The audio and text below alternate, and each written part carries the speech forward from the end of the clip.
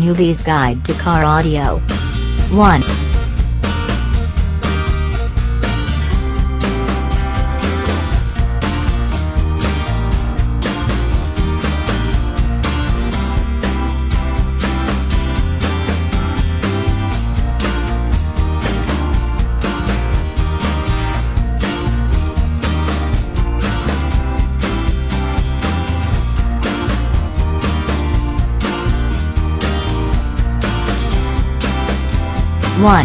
The Newbie's Guide to Car Audio.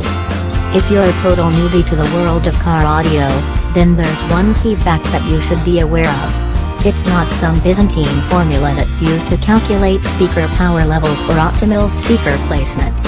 It's not even a hot tip on where to get the cheapest prices on audio gear. The most important thing to remember is that your car stereo probably doesn't sound as good as you might think it does. And that's not to dig. The fact is that the sound system is one of the places that OEMs almost universally neglect in the name of higher profits. If a car stereo sounds okay, then that's all the OEMs are usually looking for. Even factory-installed premium sound systems typically aren't up to snuff. So how can you tell if your factory audio needs a little tender loving care? Here's a test that just about anyone can do. Go sit in your car, close the doors, and crank up the windows. Put on your favorite CD and turn up the volume. We're talking high, but not blow out your eardrums high. Listen to the music. You're listening for a couple different things, and you don't have to be an expert audiophile to pick up on them. If you find yourself turning up the treble due to a lack of clarity, that's something that an upgrade can fix. On the other hand, if you find yourself turning up the bass only to have the bass sound hollow or empty, that's also something an upgrade can fix. If the music sounds distorted when the volume is up really high, that's another thing you can take care of with a little tinkering. So where do you get started? There are a lot of different ways for a newbie to tear into a factory sound system upgrade, so there are a handful of questions that can help set you on the right path. How important is your budget? Do you have much money to spend on upgrades? Do you want to improve your sound while keeping your factory stereo? Would you rather ditch the factory stereo and start fresh? How important is bass? Do you like listening to your music loud? You might be surprised at how the simple act of pondering those 5 questions will set you on the road to building a great car audio system.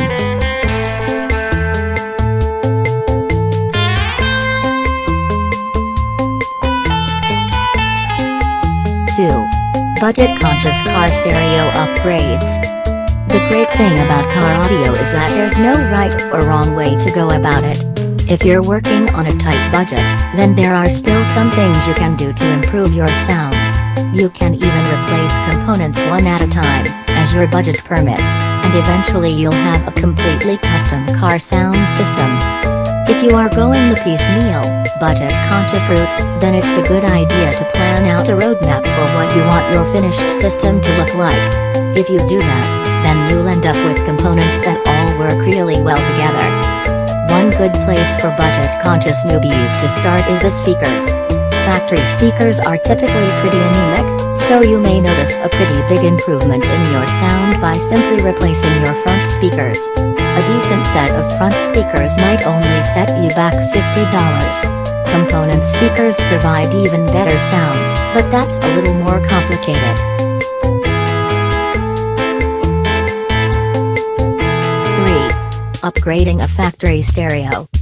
Everyone has different opinions on car audio, and some people just love the look of their factory stereo. If you have a late model car with an integrated infotainment system, it can also be very difficult to upgrade the stereo.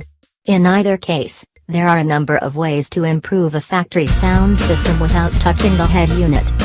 The first step is to ditch your factory speakers and replace them with premium units.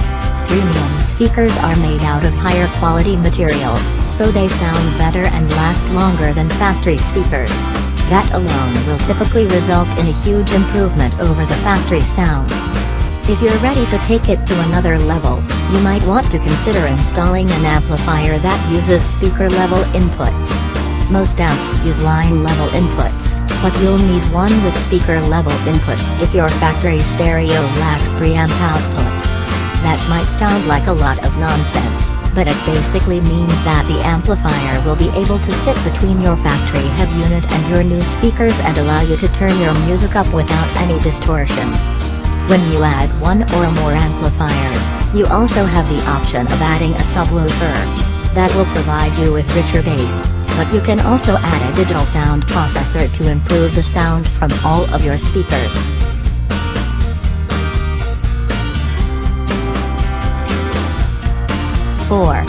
Building a stereo system. If you don't like your factory stereo, then you probably want to start off with a clean slate. That's great, but the sheer number of choices out there can be paralyzing. If you're building a system from the ground up, then you can either start with the speakers or the head unit. Either way, you'll want to end up with a head unit that is capable of fully powering the speakers. On the other hand, you can also go with a head unit that has preamp outputs and an amplifier that's capable of fully powering your speakers. There are a lot of options when you build a car stereo system from the ground up, so a lot of newbies shy away from that sort of drastic change. If you really want to dive in, you might want to start by considering the types of features you want out of your car stereo, which can help you find the perfect head unit. You'll also want to decide on whether you're going to use full range or component speakers. 5. Adding more bass. If the only thing you're really missing is bass, then you'll want to add a subwoofer into your factory system. That can be accomplished in one of two ways. Adding an amplifier and a subwoofer. Adding a powered subwoofer. Powered subwoofers are simpler, but adding an amplifier and a subwoofer gives you more flexibility. Either way, a subwoofer is the best way to get that bass.